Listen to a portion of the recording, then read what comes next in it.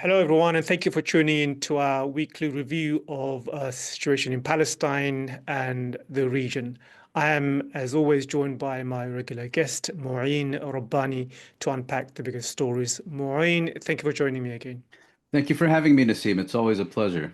This week, I want to begin with the first Trump's trip to the region. He landed in Saudi Arabia today, Tuesday, 13th May. This is when we are recording the show. So much of what we say may be taken over by events over the next couple of days. And then we'll move to Gaza and the wider region. So let's begin then with Trump's trip to first Saudi Arabia. Then he will be going to, I think, Qatar and then the UAE, and avoid Israel or snubbing Israel, as some may want to say. And I'm interested to see if the Saudis will commit to the 1 trillion investment Trump is seeking. And also, I want to see if they do agree to some kind of a nuclear deal and offering US security guarantees. So these are things I'm looking out for. What are you looking out for over the next 3 or 4 days, Moin, as Trump tours the region? Well, various things, but as you mentioned, all the available reports indicate that Trump is snubbing Israel, which is quite different than during his first term, but that he may be going to Turkey as well at the end of his trip to convene negotiations between the Russian and Ukrainian leaders. As far as Trump's visit, and I think in contrast to much of his Middle East diplomacy during his first term, this is really all about bilateral relations between the United States and the countries he's visiting involved. So in Saudi Arabia, as you mentioned, they're signing a whole series of agreements that concern increased Saudi investments in the United States, cooperation on nuclear energy, presumably cooperation with respect to reducing the oil price, cooperation on artificial intelligence, and the rest of it. And we haven't heard a peep about Saudi-Israeli normalization, which appears to confirm reporting, I believe, in Middle East Eye last week, that the Saudi foreign minister had visited Washington and made very clear to his hosts that the Saudi rulers didn't want to have any discussion of normalization with Israel, either in public or in private. A complete sea change from Trump's first term. Regional issues are, however, also on the agenda, and these concern first and foremost Iran, where again, in sharp contrast to Trump's first term, Israel is still agitating for war against Iran, while the United States is now negotiating with Iran to seek to produce a new nuclear agreement. And crucially, those states that were most hostile to Iran during Trump's first term, Saudi Arabia and the United Arab Emirates, are now actively encouraging US Iranian diplomacy. I presume that the situation in Yemen will also be on the agenda because the recent US campaign against Ansar Allah, the Houthis in Yemen, threatened to derail the long-term ceasefire that had been reached between the Houthis on the one hand and the Saudis and the Emiratis on the other. And I presume that in Qatar, there will be discussions about a new agreement concerning the Gaza Strip, but we'll get to that later.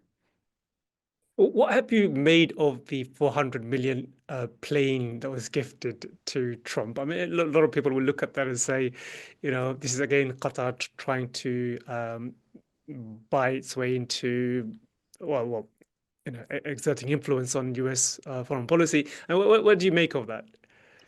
Well, breaking news, some states have been known to seek influence in other states. The sole exception, of course, is Israel, which has never, throughout its entire history, sought to gain or exert influence of any sort in any country, and particularly not in the United States. The record is there Mm. for all to see. Of course, this is about influence. Look, the issue is that in the US political system, its politicians are for sale and every few years are auctioned off to the highest bidder.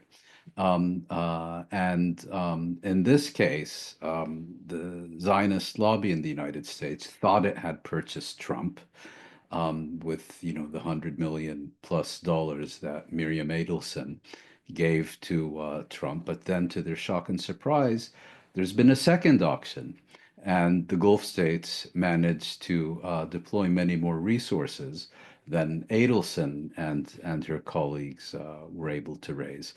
And this is very much about, again, bilateral relations, of seeking to strengthen the relationships between these particular states and the United States. And of course, the United States is the most powerful country in the world, or at least still is. We don't know for how much longer.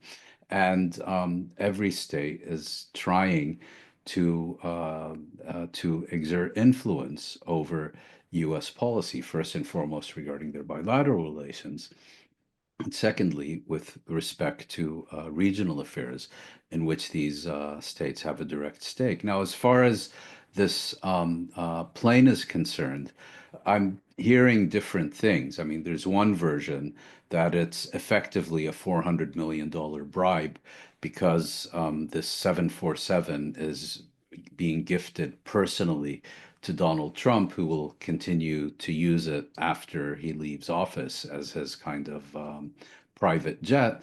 And then there's another version, which may well be the more accurate one, which is that Qatar is in fact selling this plane to the US Department of Defense, which will be using it as the US presidential airplane until the two new planes that have been ordered by the White House and which are very far behind schedule are ready towards the end of this decade. But certainly, as your question implies, the appearance is not one of extraordinary propriety, and I think to the extent that these assessments are made, I think they reflect much more poorly on the United States and the White House and Donald Trump than they do on those seeking to exert or buy influence. But as anyone who knows anything about the United States will tell you, that's how their political system operates. Its politicians are for sale and are regularly auctioned off to the highest bidder. Yeah. Trump is just saying yes to everybody and not just not just the Israelis. That's what it seems like. And what have you made of the alleged rift between Netanyahu and Trump? I mean, a lot has been made of that. I mean, the way I look at this is that Trump is there for business, and Israel really cannot provide anything in the way of business at the moment. So he seems to be snubbing Netanyahu. I can imagine a conversation where, what can you gift me, Netanyahu? And he'll say, and there's nothing Israel can give to Trump at the moment. And given that's the case, why should he go? Even Hamas, if you think about the hostage or soldier, American Israeli soldier they released him as a gesture of goodwill to towards Trump. So I think there's a sense that Trump recognizes or appreciates people gifting him things on symbolically doing things on his behalf. And I think Israel at the moment is not in any position to offer anything. That said, I think we can make too much of this so-called disagreement. Deep down, America and Israel are still deeply aligned, and this is probably just media talk. I mean, how have you seen this so-called rift between Trump and Netanyahu? Well, I agree with you that rift may be too strong a term at this stage, and there's clearly a lot going on behind the scenes that we're unaware of. But at the same time, these constant proclamations, particularly from Israel's officials and apologists, suggesting that relations are better than ever, quite clearly demonstrate that something, and perhaps something serious, is amiss. Getting to the first part of your question, yes, there's no competition. I mean, if you look at the agreements that were initialed in Riyadh this morning, Riyadh is pledging to buy $100 billion in U.S. arms, to invest hundreds of billions of dollars in the U.S., to regulate the oil price that better suits U.S. consumers and so on. And by contrast, what can Israel offer? To buy a few $1 billion worth of weapons that it's been getting free all these years. That's kind of the extent of it. If you look at these relationships in primarily financial terms and what the various parties have to offer. Again, in response to your question, we have to understand the changed environment in the Middle East, in the United States, in the Republican Party, and also with respect to Donald Trump in comparison to his first term. In the Middle East, this U.S.-Israeli Arab alignment on a common agenda really no longer exists, or at least not nearly to the extent that it existed during Trump's first term. Um, Normalization and regime change in Iran are no longer the headlines of U.S. policy, and I think a key turning point were the recent revelations that Netanyahu, the Israeli prime minister, had been scheming behind Trump's back with the former U.S. National Security Advisor, Mike Waltz, to seek to draw the U.S. directly into an Israeli war against Iran. And I think this really rubbed Trump the wrong way, because it sought essentially to derail one of his signature policy initiatives during his first year in office. And of course, there's been a sea change in U.S. public opinion towards Israel during the past year and a half. And I think Israel's problem is, if you look at the Democratic Party in the U.S., it functions more or less as a political party. In other words, you can bribe its or purchase its politicians when they get out of line. You can fund a challenger to unseat them during the primary, and so on, and that works reasonably well. Well, the Republican Party has effectively become a personality cult, much more than it is a political party. And what that means is that its officials are much more fearful of challenging the Trump personality cult than they are fearful of challenging Israel and its lobby.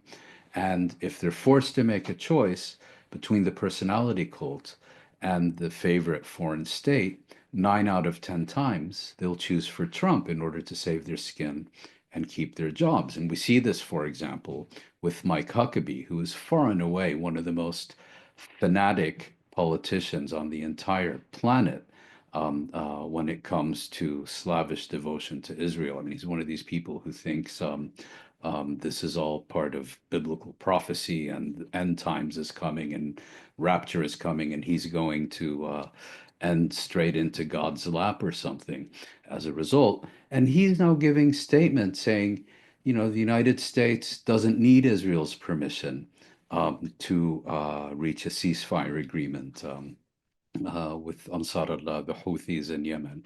So Israel, I think, has severely miscalculated its relations, not so much with the United States as with this administration. And it's now experiencing buyer's remorse. I mean, we've discussed this previously, but Israel and its lobby went all in for Trump. They did everything within their power to help ensure that Trump was elected. And now that they have him, and he's proven to be much less of a loyal ally than was Joe Biden, they're experiencing buyer's remorse. Now, Will this become a crisis? I think it's too early to say. But clearly, if you look at it from the perspective of Israel's government, it already is a crisis because there's also another element here, which is that Israel has for decades traded on the perception that the road to Washington goes through Tel Aviv. In other words, if you want anything from the United States, you have to make nice with Israel because Israel has the capacity, primarily through its minions in Congress, to either make things happen for you or to ensure that things don't happen for you. And so, this perception of a rift between the US and Israel is extremely damaging to Israel's international relations because it can no longer go, to some head of state in Africa or Asia and basically say, you need to do what we want so that we can ensure that the US government does what you want. Because the headlines are all about a crisis between the U.S. president and the Israeli prime minister, and this is all now coming to a head also with differences about what Israel should and should not be doing with respect to the Gaza Strip. Yeah, and all the polls indicate that Trump is actually pushing on an open door. There's so much support. I mean, the latest polls show that 68% of Americans support a peace treaty, some kind of a negotiation with Iran, not bombing of Iran, which is what the Israelis want, and genocide in Gaza is generally overwhelmingly opposed in the U.S. polls. So, and support for Israel is diminishing. So there's more room for Trump, not just for Trump, any American politician, should they choose to, use that space and garner support for their electoral campaigns or for their foreign policy if they wish to do so and bypass the donors. Trump seems to be willing to bypass his donors and then reach out to the American population who more and more, as I said, are becoming pro-Palestinian.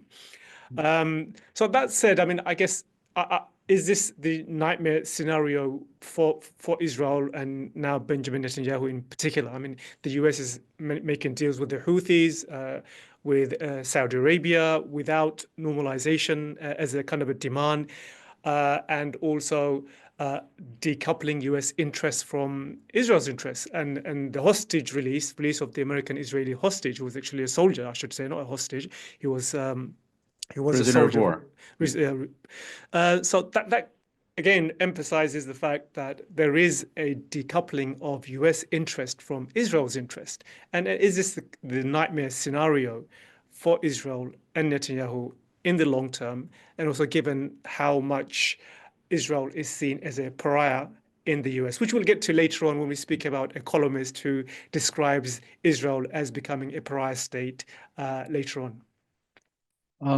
Yes, I mean, I certainly wouldn't exaggerate its impact as of today, but it's a trajectory that has alarm bells ringing throughout the Israeli leadership. And I mean, if you look at U.S. public opinion, the conventional wisdom or U.S. public opinion generally embraced the idea that Israel is the best thing that ever happened to the United States in the Middle East. You look at that same public opinion today, and it increasingly sees Israel as a burden on U.S. policy in the Middle East. It's seeking to drag the U.S. into war against Iran.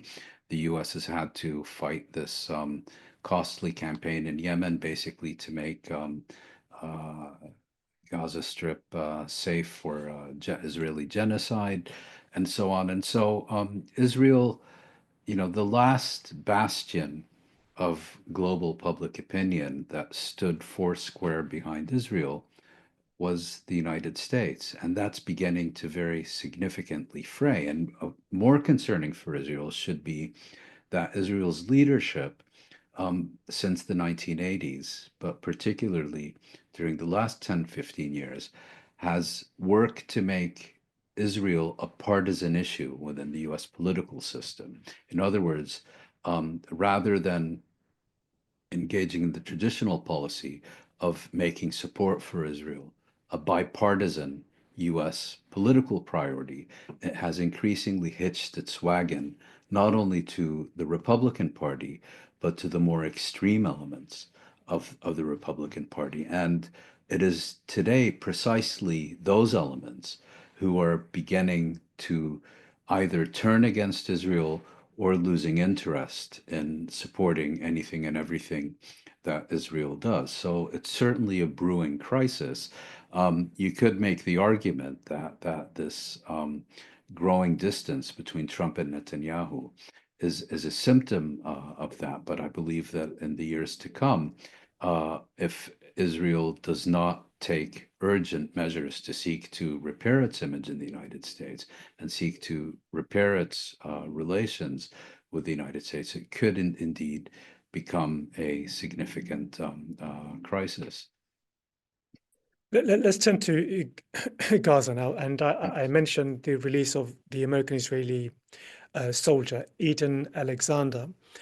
and I guess that again further confirms that if Netanyahu prioritized the release of hostages, he could have also done so, but he prefers to continue the genocidal war, the war of extermination, over the release of the hostages. And Hamas has come out numerous times and said that they are willing to release all the hostages in exchange for permanent ceasefire and the withdrawal of Israeli troops. So, isn't is that how you also see the fact that Trump managed to secure the release of the American-Israeli hostages?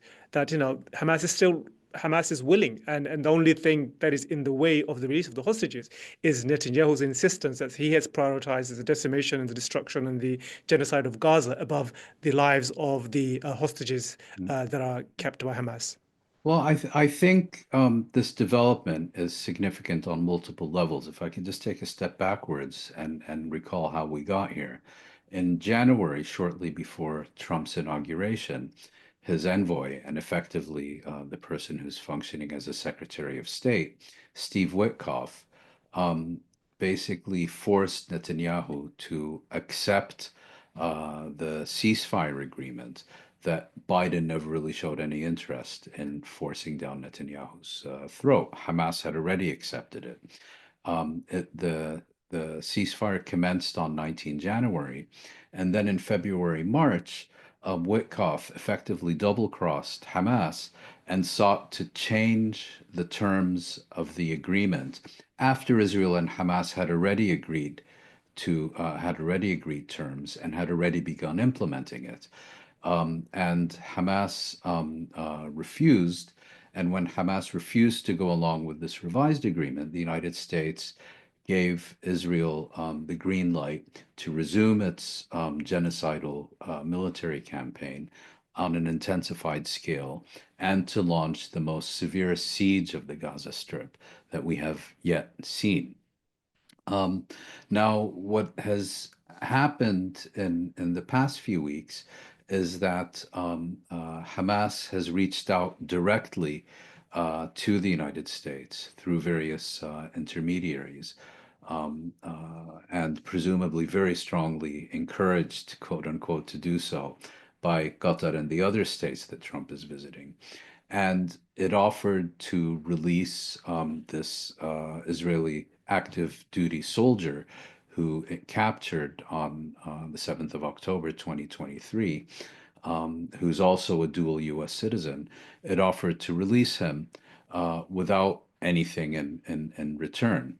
And this, I think, given that Hamas has constantly insisted that captives will only be released as part of an agreement and in exchange for other things, it raises some questions. So, as I try to understand Hamas's motivations, well, first of all, I think it is seeking to show goodwill towards Trump in the hope that giving him an achievement during his visit to the Arab world may lead to some changes in the US approach towards how to deal with the Gaza Strip. Second of all, demonstrating that captives can be released not only through diplomacy, but in this case through diplomacy that completely excludes Israel.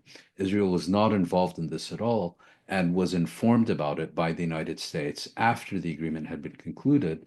I think Hamas is hoping that this will generate further domestic political pressure on the Israeli government to reach an agreement. And the key question now is, will the January agreement, perhaps in some modified form, be put back on the rails, or will the United States permit Israel to resume and even intensify its genocidal military campaign in the Gaza Strip once Trump leaves the region? Israel has said that if no agreement is reached before Trump leaves, it will intensify its campaign and seek to expel the population of the Gaza Strip. What I think we need to understand is it's an American decision, not an Israeli decision. And judging by what Israel does next, we will know what that American decision has been.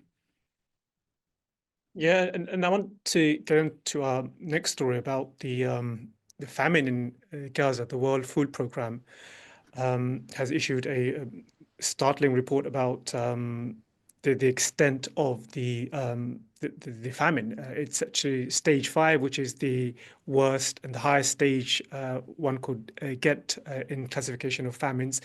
As many as 470,000 people in Gaza are facing catastrophic hunger. And of course, we should add that, this is really all by design. If you read and listen to the statements of Benjamin Netanyahu and Israeli officials, which I will get to later on in some of the other stories we cover, this is all intended to make life unbearable for the Palestinians, so they flee or ethnically cleanse the region. This is all by design. And can you, I guess, provide some flesh into the report by the World Food Programme, the extent of the famine? There's been a lot of coverage about that. I saw an article in the Financial Times where they are describing how Palestinians have been resorted to eating horses and tortoise and other animals as well. It's quite horrific images that comes to your mind. So do you want to just, give us Yeah. some details about the extent of that famine? Yeah, I unfortunately don't have detailed figures available from that report, but my understanding is that it's a fairly rare report, and that the numbers in it are not only alarming but frankly shocking. It explains the percentage of people that are already in severe nutritional stress. It's talking about the impact that this is going to have, even if the situation begins to improve today. And it makes quite horrific projections about what can be expected in the coming months. I believe it's something like 93% of the Gaza Strip, the population, Palestinian population, will be in this most alarming phase of hunger. And I unfortunately don't have the precise numbers with Well, I me. mean, I mean, 470,000 people are facing That's catastrophic hunger. I today. get Yeah. that's yeah. So Yeah. I assume that's Uh, that's the highest stage of famine you could get. These are the yeah. people who are in the imminent facing, I guess, death Yes. very soon if they are not Yeah. provided with nourishment. Yes, and children, particularly those with underlying conditions, are already starving to death. And what's somewhat bizarre about this entire development is Israel is telling us word for word exactly what its policy is and why it's implementing this policy and the objectives of this policy. Then we have um, uh, reports like the one we're discussing and horrific images coming out of the Gaza Strip, which demonstrate that Israel's objectives, as Israel has explained them, are being achieved. But then at the same time, you have Israel flunkies and apologists all over the media and social media and so on, claiming that this is all fake and a fantasy and that none of this is happening, while also celebrating that it's being implemented. I mean, it's a kind of surreal, Kafkaesque propaganda campaign, which is, yes, Israel may have said this, but none of this is really happening. And then they find a person who was overweight. Um, First a whole slew of body shaming and all the rest of it, and then use this as somehow proof, that no one is experiencing hunger, malnutrition, starvation, or famine in the Gaza Strip. It's really, you know, disgusting at a level that is really difficult to fathom. I mean, the most prominent example, of course, is this um, truly monstrous collection of vile and thoroughly repellent Israel apologists that goes by the name of UK Lawyers for Israel. I want to Um, get to that later on, actually. okay, But so yeah, I'll let before we do, I mean, I guess I just wanted to provide some stats about what's happening in Gaza with regards to the famine and the World Food Programme report. So one of the things they said is that 71,000 children and 17,000 mothers will need urgent treatment for acute malnutrition in the next 2 weeks. So the report came out last week, and so 1 week's nearly gone in the next 2 weeks. So, and to your point about this Kafkaesque scenario where Israeli officials proclaim their desire to impose siege and sanctions and war of annihilation on Gaza, and then when you point out to the evidences, no, no, that's not what's happening. They just deny that, and I think it It's takes us to Hollywood, it's Gazawood, yes. it's the 21st century version of Holocaust denial, pure and simple. Mm. Which takes me to my next point, which is we've spoken about this a number of times, the genocide mania that script Israeli society. So there was an article in the Haaretz last week, which showed how in Israel violence saturates every aspect of society, and it showed chocolate eclairs which are being sold, calling for destruction of Gaza, and the word calling for destruction of Gaza is glazed into the chocolate eclairs, and that's how violence in Israeli society is being celebrated. And the Harrods did an article on that. I was really revealing, and I think we can safely assume that that kind of genocide mania has got many pro-Israeli supporters and advocates around the world. And one organization we should mention is what you said, UK Lawyers for Israel. And this group has come under a lot of attack because it it's I think it's executive. He came out and said that there is no famine in Gaza. If anything, um, this famine is good for the Palestinians because it'll help them to lose weight. And he was responding in response to a campaign by a cooperative to boycott Israel. So, do you want to kind of give us your thoughts on the UK Lawyers for Israel, what they said, and how this is really another manifestation, example of how genocide mania has gripped so many pro-Israeli advocates, not Well, just in Israel, but elsewhere as well? well, genocide mania is precisely the right term, Nasim. I mean, these chocolate eclairs, I think the story came out right as the new German foreign minister was visiting his favorite colleagues in Israel. Imagine, the foreign minister of a founding member of the International Criminal Court making it a point to travel to Israel and have a warm meeting with an official, Benjamin Netanyahu, who's an international fugitive for justice and wanted by the International Criminal Court, and saying nothing about this. And previously, of course, the new EU foreign policy Supremo, Kate Kallas, I think her name, also, went to bend the knee in front of Netanyahu. I mean, my only question is, did the EU foreign policy chief and the German foreign minister, did they order a few dozen of these genocidal eclairs as gifts for their cabinet colleagues for when they return? Wouldn't surprise me in the least, because I think there's now a consensus, that Europe will stop at nothing to ensure Israeli impunity, particularly when the crime is as severe as genocide.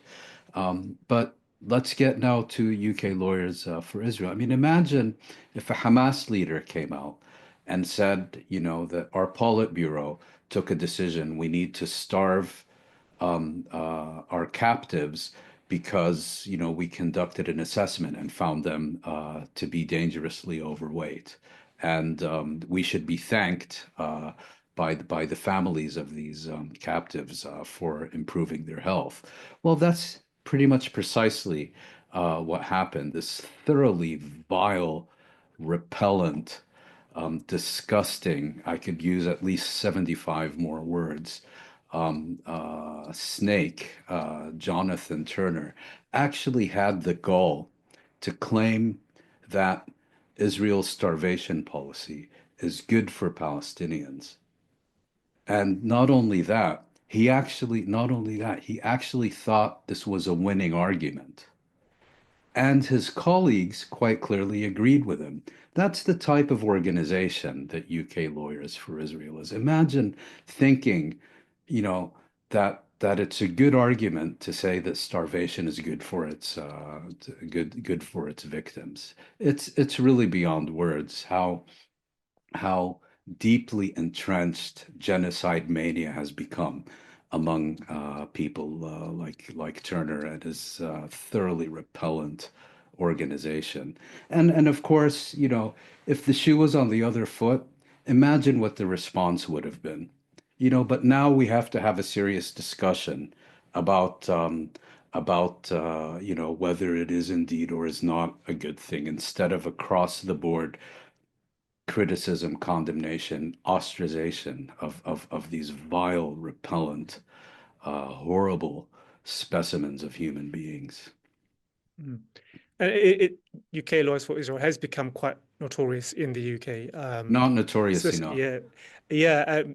especially because of the way it hunts down or goes after individuals who show solidarity towards Palestinians, whether it be schools, universities, hospitals. I know a number of cases where they are actually seeking to stop schools from displaying the Palestinian flag or wearing the keffiyeh, or even wearing the watermelon. So there are campaigns It's which, the Gestapo in a lawyer's robe, pure and simple. yeah, I mean, let's move on to a different story. I mean, I don't think it's totally unrelated, which is the um, statement by former EU foreign policy chief Josep Borrell. So he launched into a blistering attack on Israel, accused Israel of committing genocide. Um, and I want to quote exactly what he said. I think it's worth quoting in full, well, some parts of it anyway. So he said, "Seldom have I heard the leader of a state so clearly outline a plan that fits the legal definition of genocide." And then in another section of his speech, he said, Israel is carrying out the largest ethnic cleansing operation since the end of Second World War in order to create a splendid holiday destination. And then he goes on to say, we all know what's going on there. We've all heard the objectives stated by Netanyahu's ministers, which are clear declarations and intent for genocide. So this is what he said, and just yesterday, this is a report from the Times in Israel. Just yesterday, Netanyahu, he spoke at a Knesset hearing, and he's reported saying that they are destroying more and more houses, so Palestinians have nowhere to return. The only obvious result, this is Netanyahu saying again, the only obvious result of this devastation will be Gazans choosing to emigrate outside of the Strip. So this again is a clear intent to commit genocide. And as Borrell himself is pointing out, it's coming from the horse's mouth. They are the ones saying that this is what we're planning to do. And if you say this is what they're planning to do, you can be accused of all sorts of things. But going back to Borrell, I mean, what do you make of his statement? And also the fact that he said, EU has more leverage than it's shown. Mm. Then why didn't he use it? I mean, he was the foreign Exactly. policy chief for I don't know how many years, 6 or 7 years, I think, 2019 to Mm. 2024. So it's 5 years. So what did he do when he was Mm. the Oh, chief? exactly. I mean, in Borrell's defense, as many people have pointed out, he was one of the more outspoken EU officials when he was in office. But having said that, are we to believe that he's learned things since he left office that he wasn't aware of when he was in office? Has new information come to the light that suddenly makes him capable of reaching the conclusions and making the observations he does now? Of course not. He could have very easily written the exact same article, word for word, a year ago. And more importantly, had he done so, it might have actually made a difference. Now it's no more than an opinion piece by a retired official, which is not going to have any impact on his former colleagues. In fact, because he was comparatively outspoken when he was in office, his successor is a completely spineless non-entity who thinks the main role of the EU foreign policy chief should be to go and bend the knee to Netanyahu. So yeah, it's he's what he said is right. It's good that he said it, but if he was serious, he would have said this when he could have actually had an impact on the EU policy debate. And unfortunately, he didn't do so. The statements that he did make when he was in office, and some of them were quite strong, never rose to the level that was required. And one can give credit to Borrell for finally coming out with these statements, or as I would say, he knew better. He should have known better. And this article proves that he had an opportunity to make a difference and made a deliberate choice not to. I wanted to speak also about Nakba Day, the celebration of the commemoration of the Nakba Day, which is just 2 days away from now on the 15th of May, which kind of coincides with Israel's Independence Day, partly because I think with all the discussion about ethnic cleansing and genocide and what we've seen over the past 2 years, I just want to kind of review the underlying foundations of Zionism in Israel itself, partly because I remember an article a month ago by one of Israel's new historian, Tom Segev. Yes. He did an interview for Harris where he said that he's come to the conclusion that Zionism was a mistake in his view. And he went on to say that he was brought up on a lie, and he gave several reasons why he thinks that the creation of the State of Israel was a mistake, and that Zionism has failed to provide what it promised, which is security for Jews and the Jewish people. I mean, just my view, and I find these kind of admissions quite interesting. He's not the only one. Yeah. So many other people have made similar comments. You could go back over 100 years, 200 years, and actually see people saying, "Look, Zionism. If you understand the ideology of settler colonialism, you know that it's only heading towards one way, which is years and years and decades of violence and conflict." So if you study the ideology, history of ideologies and how they manifest in reality and the genealogy of such ideologies and how they manifest society, you could have said that over 100 years ago. That's just my view. And I think when people come out with this kind of statements, yes, we should welcome that. But I think, at the same time, we should think, did you not know that this was going to be the case anyway? And October 7 and the 2 years of horrific crimes that we've seen taking place in Palestine is the logical conclusion of an ideology that was the inevitable consequence of an ideology that was seeking Jewish domination in historic Palestine. That's how I view such statements. And I just want to get your thoughts, given that we are approaching Palestine, the Nakba Day, Israel Independence Day. There will be a lot of discussion about Zionism, history of Israel, the catastrophe that befell the Palestinians. Mm. So, what are your thoughts on No, that? Given I agree with everything you say. I would just make one addition. What I find particularly interesting about Tom Segev, the Israeli historian, is that we're not talking about a lifelong anti-Zionist. Quite the contrary.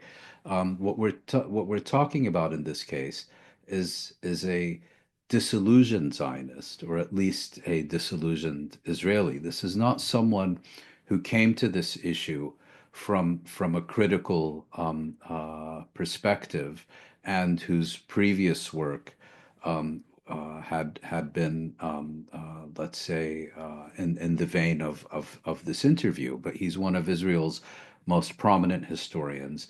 He's written books about everything from the Mandate to Israel's first years and so on. And he has now come to the conclusion, as you said, that the Zionist project is no longer viable, that it's headed towards failure. And most importantly, from his perspective, because he's looking at it from a perspective of what's best for the Jews, that Zionism and the interests of the Jewish people are increasingly contradictory and incompatible. Of course, he's not the first to reach this conclusion, but in his case, I find it particularly interesting because he's come to this view at the advanced age of 80, I believe, is his age now.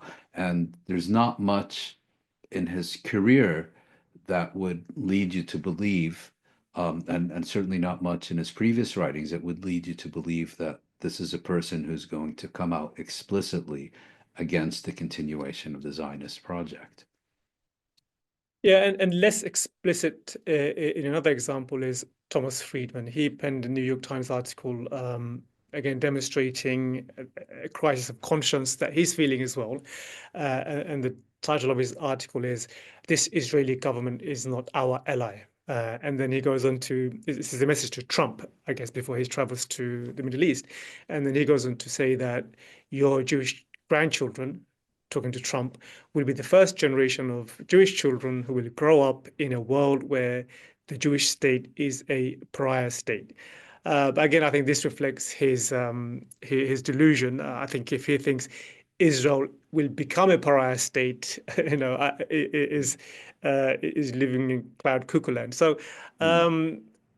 just your thoughts on that, I guess, because we want to end on this. Because I think Yeah. it's a good time to review where Israel is, Mm. and at this moment, Well, and I'm given the sorry. significance. So go on. Yeah, I'm sorry to have to disappoint you, but I just can't bring myself to take anything that Tom Friedman says or writes seriously. He's making the argument that Israel is going to become a pariah state.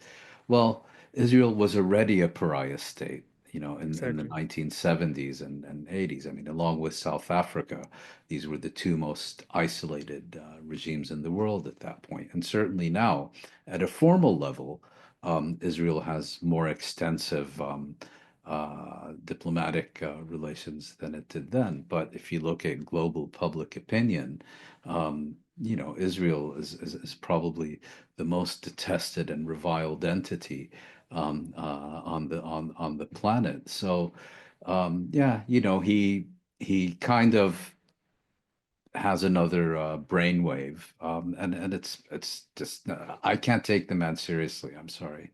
I just because they have been such staunch supporters of Israel for all these decades. Just seeing the collapse of their faith in the Zionist project, which manifests differently with different people. In his case, he still believes it's just Benjamin Netanyahu.